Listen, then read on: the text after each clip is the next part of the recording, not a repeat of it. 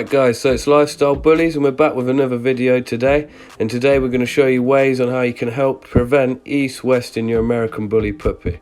So first things first, this is us just going on a walk with our XL here, Shelby. She's only 13 months, so we lift her up out of the car there just so she don't do any damage to all her soft tissues because they're not quite developed yet. So it's also mega important, especially with the east-west as well. It can come from too much downward pressure on those joints at a young age, so make sure if you've got a car like that, you're lifting them out of it. So what we're going to do is we're just going to go through and you're going to watch this video of us with Shelby, and in a part of it we're going to show you where we go to a good part of the beach that we use the gravel for, and the gravel's really important to help prevent east-west. So before we properly get into it, don't forget to like, comment, share and subscribe on the video. Big thank you for all the support that you've been giving us. And yeah, this is going to be a really informative video on how to fix east-west.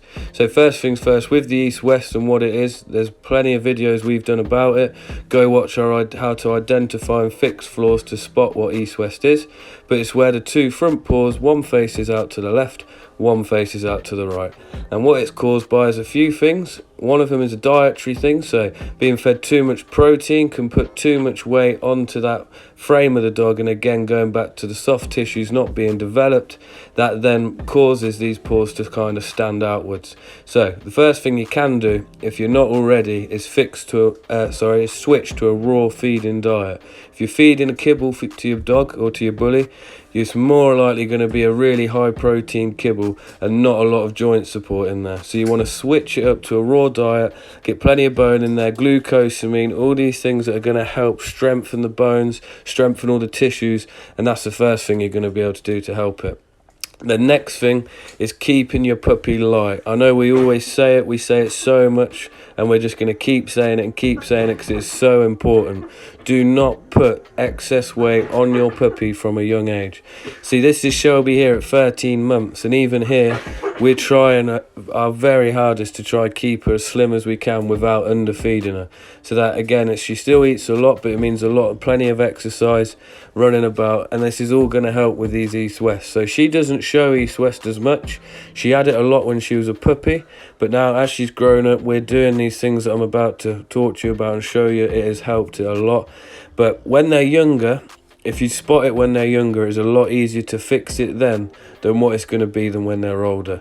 So make sure that you keep an eye on these things, especially before you even buy these puppies. You want to be looking into it, seeing if you can buy it or see a video before you buy it. You want to see the puppy stacked up, standing there, and see if those feet are straight, but not just in a photo. You want to see a video. You want to see it walking towards you. You want to see the front paws coming out to you nice and straight. So that's the weight. So yeah, definitely don't put too much weight onto your dog. That's going to prevent the east-west, because it's not going to have too much weight going on the downward pressure. So the next thing that you're going to be able to do is what we're going to go up to do in a minute in this video. And this is what you can take your dog, well, for us, we use the beach because we live near a beach. It's nice and handy. It's really easy to get to.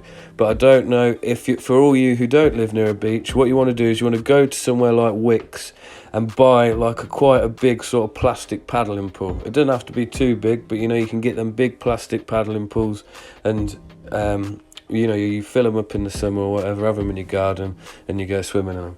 But instead of that, what you're going to do is then you're going to go buy some gravel. Roughly, you want pea-sized gravel, really, pea gravel, but any sort of gravel will work, and you want it to be quite deep. And why you want it to be quite deep is because you want their paws, when they're walking in this gravel, to set all the way down in the gravel so that they can't make that same step twice, and they have to readjust their step and straighten their paw out. And what that's going to do, eventually as time goes on, the more you do it, if you keep doing it, you're going to go onto it and it's going to start straightening out their step. So as you can see now, we're coming onto the big patch of gravel here. So what we like to do here is there's a hill, and the hill is one other thing. You can use a hill to help with the back end of the dog with the cow hocks as well. So we use the hill and the gravel together, and this helps prevent two flaws. So these are strengthening the pasterns now as we're going along this gravel. She can't make that same step twice. As one step goes in, it sinks nice and deep.